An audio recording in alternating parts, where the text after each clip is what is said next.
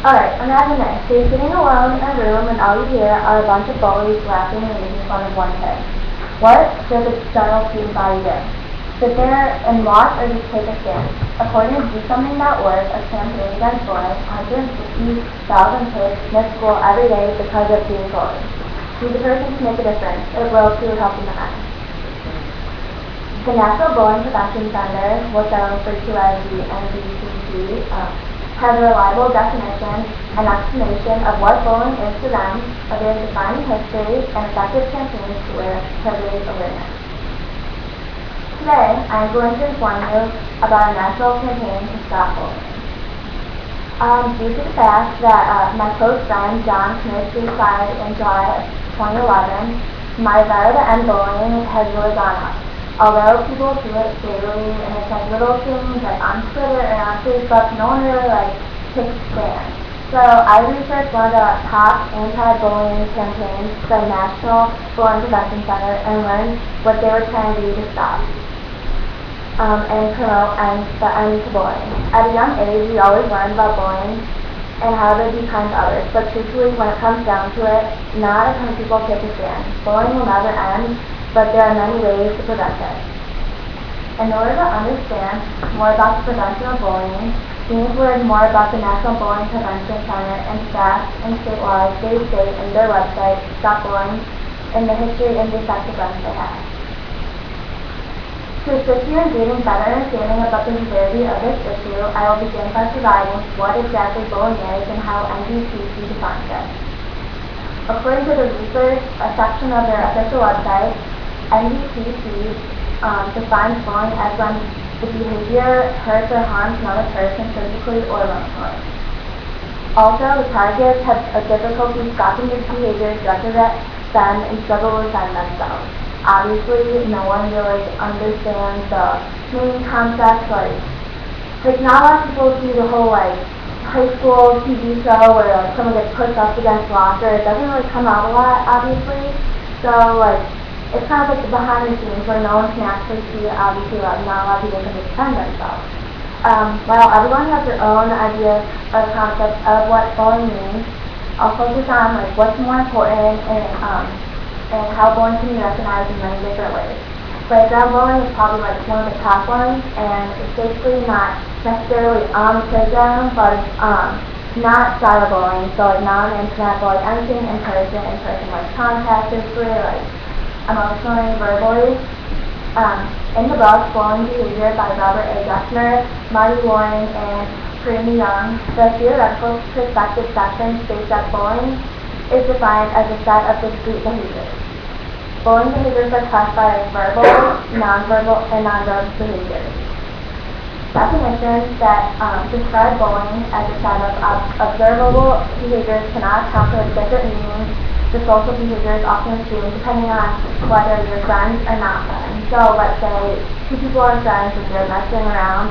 One person can obviously kind of take it a different way, but they're obviously not going to show it because you're friends, but when you're not friends with someone and they're picking on you and they're verbally abusing you, it's a lot different. StopBullying.gov says that there are three types of bullying. Verbal, which is obviously swearing, saying things that are obviously not appropriate. Social, being left out is a really big one that a lot of people still say today, and physical, which is obviously pushing, getting in fights. According to StopBullying.gov, in the 1600s, the word began branching off into creepier meanings that are close today's kind of definition of bullying. Bullies started to mean a blustering gallant or a bravo or a squish buckler. That's what they referred to back then. Obviously, we don't refer to it now. But it started to get worse, and another definition came out. It's called protector of the prostitute. And slowly the word darkened, and eventually it came down to one big meaning, which is a tyrannical coward who makes himself a terror of the weak, which obviously makes sense. As time progressed, obviously the meanings have changed due to society and how people portray things, and obviously also the internet has a lot to do with it. Now that we have the internet, a lot has changed. The StopBullying.gov states The internet has given kids an avenue to attack even if they are not tough enough to say what they want to the victim state. Obviously, that's why people get in so many fights on Twitter, because you don't have like the nerve to say its own face. And then you use the internet seeming as kind of superior to themselves. Not only does the internet open up opportunities to young bullies, but it also makes the kids weak as if they're getting bullied or if they are bullied, because they don't have the nerve to say it. As you can see, bullying has many different meanings and has a lot of history behind it. So let's get into the history behind the bullying prevention center.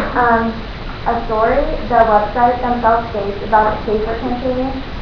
It's basically a big campaign that centers its focus on children with disabilities, and they also started to focus in 2009 about bullying, because obviously it has been a major issue. And they want to help any parent support their kids.